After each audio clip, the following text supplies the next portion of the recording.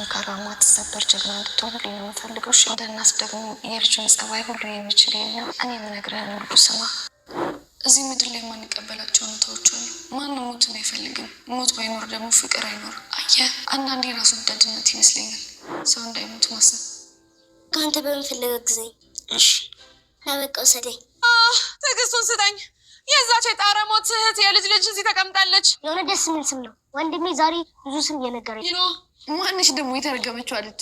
ያቺ ዲና ናት። ዳና አላደረገችኝ ብትጠይቂኝ ነው የሚሻለው። ሰሪ ተማሪ ስል ደብተር አስመስላኝ እኮ ነው ያለችው። እሺ ቢቅመም ጭንቂ እባክሽ። እሺ ሰው ማለት የምትከብድ ሰው አልነበረች። ነገሩን አቀለለው። ድርጅቱ ላይ ልትቀጥርሽ እንዳሰበች ነግራኝ ትሰሪያለሽ። ነገር ግን አንድ ነገር እንድናወራ እፈልጋለሁ። ምንድን ነው? እህቴ ያለችሽን ነገር ለእኔም እንድታደርግ ይፈልጋለሁ። ማለት ወይዘሮ ሜርሲን ማጥፋት። ማጥፋት? አዎ ማጥፋት። ዝም በል። አሁን ግን እንደ ወይዘሮ ሰማር ሞቼ ሳጥን ውስጥ ያለው ስሜት እየተሰማኝ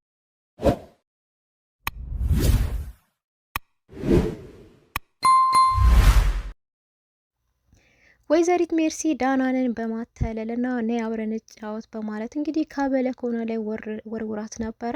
በማይታሰብ ሁኔታ ግን አቶ አምናን ከውጭ ላይ ወደ ቤት ለመግባት በሩ ፊት ለፊት ነበርና ቀጥታ ዳናን መሬት ሳትደርስ ይዟታል ማለት ነው። ነገር ግን እሷም በጣም በመደናገጥና ወይኔ እየተጫወተች ነበረች ወደቀሽ በማለት ማስመሰሏን ቀጥላለች ወይዘሪት ሜርሲ።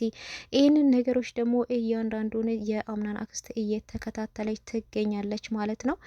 ነገር ግን ይሄ ነገር በጣም ግራ አጋብቷታል። እዚህ ቤት ውስጥ ምንድን ነው እየተካሄደብኝ ያለው? ሜርሲ ልጅቷ ምን እያደረገቻት ነው ያለው? እንዴት ስወርቅ ዝም ልትላት ቻለች? እያለች ነበረ እንግዲህ እንደዚሁም ብሌንም ለብዙ ጊዜ እንግዲህ ከዳን ጋራ ስለምትጫወት ዳንን ፍለጋ በረንዳ ላይ ነበረች ያለችው ነው። ነገር ግን እሷሙ ነገሮችን ሁሉ እየተመለከተ አይነች ማለት ነው። እና እሷ ግን ደርባባ ሴት ስለሆነች ማንኛውም ነገር ሚስጥር ቶሎ ለማውጣት አትቸኩልም። ሚስጥሯን እምት ነገር ቢሆን እንኳ ለወይዘሮ ዛህራ ነው እንጂ የምትነግረው ለሌላ ሰው አትነግርም ማለት ነው። ሰላም ጤና ይስጥልኝ ውድና የተከበራችሁ የቻናሌ ቤተሰቦች ሁላችሁም ሰላም ብያለሁ። በያላችሁበት ሰላማችሁ ብዝት ትረፍረፍ ይበለኝ እያልኩኝ እንደተለመደው ለቻናሉ አዲስ ሆናችሁ ሰብስክራይብ እያደረጋችሁ ነባሮች ደግሞ ላይክ እያደረጋችሁ ለምታበረታቱኝ ሁላችሁንም ከልብ አመሰግናለሁ። እንግዲህ ወይዘሮ ሙርዚና ከእህቷ ሞት ጀርባ የሆነ የተደበቀ ሚስጥር እንዳለ እየተሰማት ይገኛል ማለት ነው። ሲፈንም እንግዲህ ከድፍረቱ በጣም ደፋር ከመሆኗ የተነሳ ነገር ግን አሁንም ሌላ ሰውን ለመግደል ሙከራ እያደረገ ትገኛለች ማለት ነው። እሷም በእናቴ ሞት ላይ የተተባበሩትን ሁሉንም እያንዳንዳን ጨረሳቸዋለሁ፣ አሁንም ሌላ እድል አለኝ ብላ እንግዲህ በድፍረት ቁጭ ብላለች በህይወቷ ፈርዳ ማለት ነው። ከገደሉኝም ይግደሉኝም የማለት እንግዲህ የተስፋ መቁረጥ ባህሪ ነው የሚታይባት ሲፈን ማለት ነው። እና ነገር ግን የእሷ አስተያየት ምንም ደስ አላላትም። ወይዘሪት ሙርዚና ግን ድርጅት ውስጥም እንደምትቀጥራት እየነገረቻት ነው። ከወይዘሪት ሰማአል ጋራ ያለሽን ግንኙነት ከኔ ጋራ መቀጠል ትችያለሽ እያለቻት ትገኛለች ማለት ነው። እሷም እንግዲህ እንደሷ ሁኝልኝ፣ እሷ በጣም ቅርብ ሰውና ሚስጥረኛ አይነት፣ አንቺም ሚስጥረኛሽ አድርግኝ እያለቻት ነው የምትገኘው ሲፈን ማለት ነው።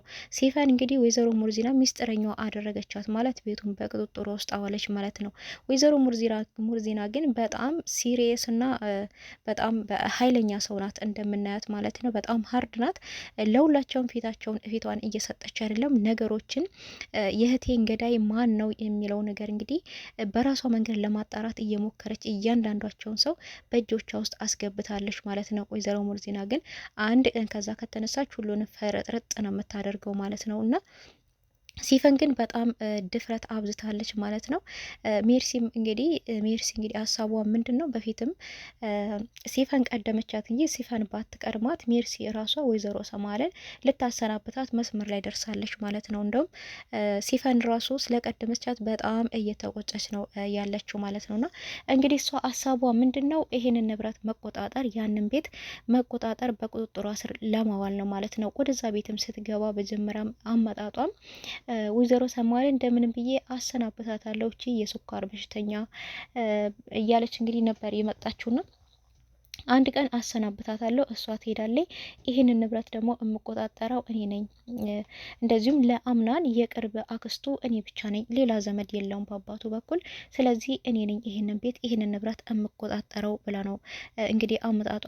አምናንም እንግዲህ በእናቱ እጅ ያደገ ሞልቃቃ ልጅ ስለሆነ አሞላቃ ስላሳደገችው እናቱ በራሱ እንዲተማመን አርግታ አላሳደገችው ማለት ነው። በቃ በብዙ ነገር እሷ ከጎኑ ስላለች በዚህ አሁንም ሌላ ሰው ከጎኑ የራሱ የሆነ ሰው ስለሚያስፈልገው በዛ ነው እንግዲህ አሁን ወይዘሪት ሙርዚና እንግዲህ ስትመጣ የኔን ቦታ ለመያዝ ነው። እችን ሴትዮም አንድ ቀን ቆይ ወይ ስኳሯና ደም ግፊቷ ተደበላልቆ ድብልቅልቅ ትልልኝና ትገለበጥልኝና ችም እገላገላታለሁ እያለች ነበር ለጄሪ ማለት ነው። ጄሪም ግን ሜርሲ ስርስር ማለት አብዝታለች ማለት ነው። ወይዘሮ ሙርዚና ግን ጄሪን ከሜርሲ ራቂ፣ ከሜርሲ ካራቅሽ ውርድ ከራሴ ብላታለች። እዚህ ቤት እንደዚህ አይነት ነገር እኔ አይመቸኝም፣ ይሄ ባህሪሽ ደግሞ ደስ አላለኝም፣ ልትስተካከይ ይገባል ያለቻት። ካልሆነ ከዛሬ ጀምሮ ከወይዘረት ሜርሲ ጋር እማይሽ ከሆነ ከዚህ ቤት እኔ ራሴ ነኝ እማስወጣሽ እያለች ናት የምትገኘው ማለት ነው። ወይዘሪት ዛህራም እንግዲህ ብሌንም መሸነፍ የለብሽም እያሏት ነበር። መሸነፍ የለብሽም፣ ለማንም ብለሽ ከዚህ ቤት ለቀሽ መሄድ የለብሽም። ለቀሽ መትሄጂ ከሆነ ይሄ ሽንፈት ነው፣ እውነቱን ማውጣት አይችልም። ግን እውነቱ እስከሚወጣ ድረስ ልትጋፈጭ ይገባል እያሏት ነበር። ይሄ ምንድን ነው እንግዲህ ወይዘሮ ዛህራ የሆነ የሚያውቁት እውነታ አለ። ማን ነው እዛ ቤት ተንኮል እያደረገ ያለው፣ ማን ነው ያንን ቤት እየበጠበጠ ያለው የሚለውን ነገር ወይዘሮ ዛህራ በደንቡ ጠንቅቀው ያውቃሉ ማለት ነው። ነገር ግን በምንድን አንዳንድ ጊዜ የሚናገሩት ቃላቶች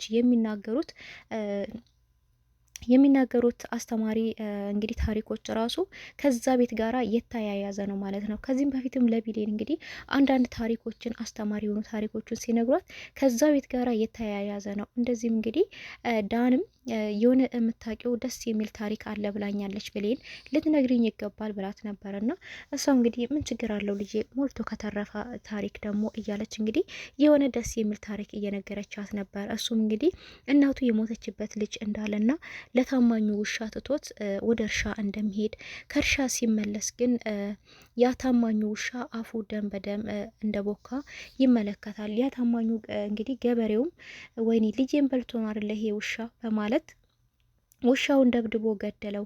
ወደ ቤት ሲመለስ ግን በጣም በሚያሳዝን ሁኔታ ልጁ አልጋ ላይ መደብ ላይ ተኝቶ ነበረ። ከመደቡ ስር ደግሞ ልጁን ሊበላ የመጣ ተኩላ በውሻው ተነክሶ ሞተ ነበረ። ያንን ሲያይ ግን በጣም ደነገጠ። ታማኙን ውሻ ግን ሊመልሰው አልቻለም። አንዳንድ ጊዜ በችኮላ የምንወስናቸው ነገር ዋጋ ያስከፍሉናል። ያ ገበሬ እንግዲህ በጣም በመቸኮል ልጄን በልቶ ነው ብሎ ውሻው ላይ ደም ብቻ ስላየ ውሻውን ሊገለው ይችላል። ውሻው ግን ተኩላውን ነበረ የነከሰውና አፉ ደም በደም የሆነው።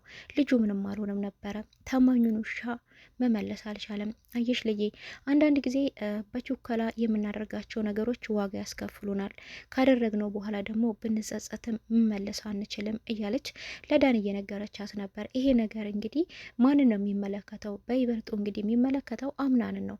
አምናን ሁሉ ነገር ውሳኔ የወሰነው በችኮላ ነው የወሰነው። ቀለበትም ለማድረግ በችኮላ ነው። ጄሪ ሚስቴ ናት ለማለትም በችኮላ ነው የወሰነው። እንደዚሁም ደግሞ የወይዘሮ ሰማል መድኃኒት የተቀየረ ጊዜ ብሌን ናት የቀየረችው ሲባል ነገሮችን ዞር አርግቶ ማሰብ እንኳን አልቻለም። ቀጥታ ሄዶ ብሌንን ነበር ከተቀመጠችበት ምንጭቅ አርግቶ ይዟት ሄዶ ወደ ክላሱ አንቺ ምንድን ነው የምትፈልጊው? እናቴን ገለሽ ከኔ ጋራ አብረሽ መኖር ይፈልግሻል እንዴ? አንቺ ምን አይነተው መሰሪ ሰው ነሽ?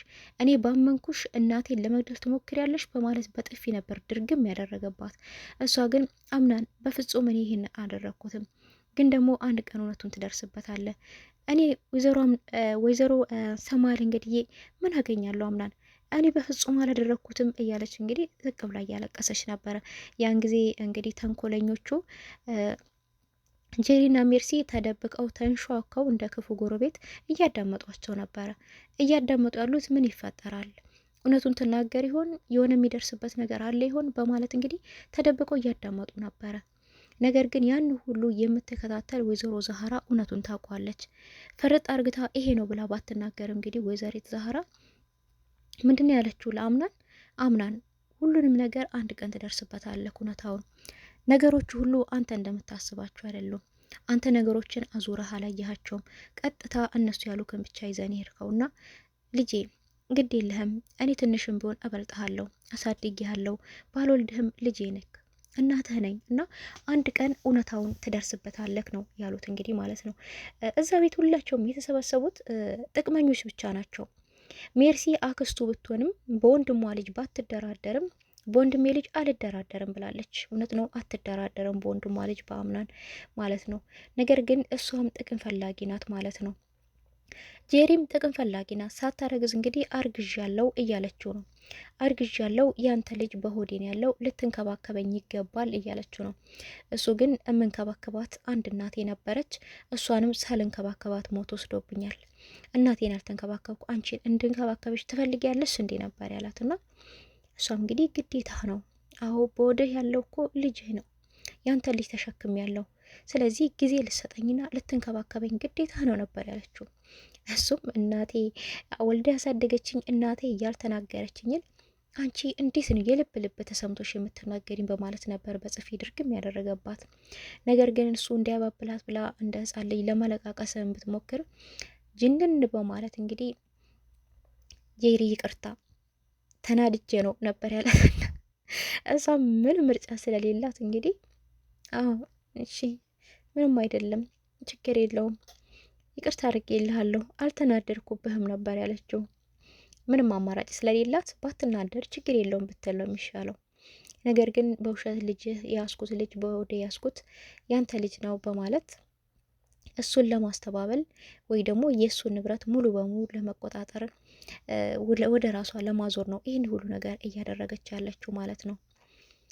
ወደ እንትና እንግዲህ ወደ ሲፈን ጋራ ስንሄድ ሲፈንም የእናቷን ደም ለመመለስ ነው እዛ ቤት የገባችው ማለት ነው። ቢሆንም ግን የሲፈን እናት ሰራተኛ ሆና ወይዘሮ ሰማል ቤት ስታገለግል እንደነበረ እሷም እንግዲህ የሞተችው በወይዘሮ ሰማል እጅ እንደሆነ እሷ ልጅም ብትሆን እንግዲህ ይህንን ነገር እንደምታውቅ አሁን ደግሞ የእናቷን ደም መመለስ እንዳለባት ነው እየተሰማት።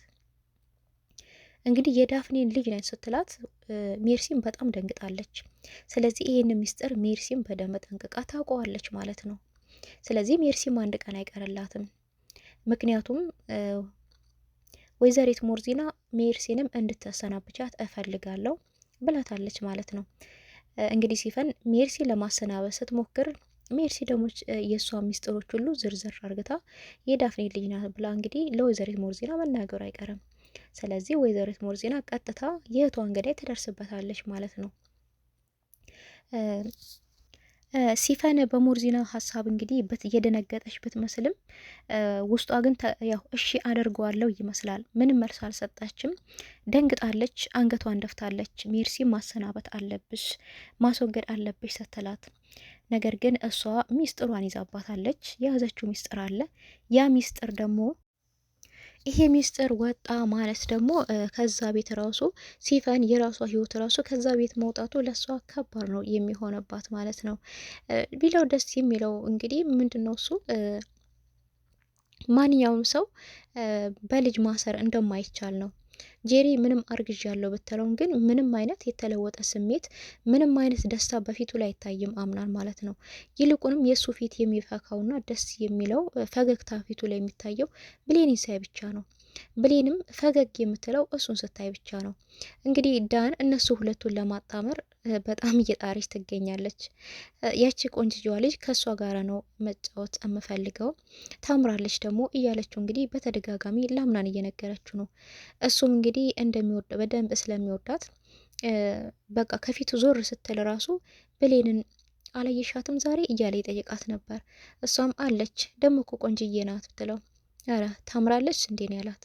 አዎ በጣም ቆንጅዬ ናት ነበር እያለች እያለ እንግዲህ ሀሜት አትችልም። ያው ወዲያውኑ ከች ስላለች ብሌንና እሷም መጣሽልኝ እንዴ የውልሽ አሁን እኮ ወንድሜ ብሌን ታምራለች እያለኝ ነበረ፣ ስለ አንቺ ቆንጅና እያወራን ነበረ፣ ደግሞ ይፈልግሻል ነበር ያለች።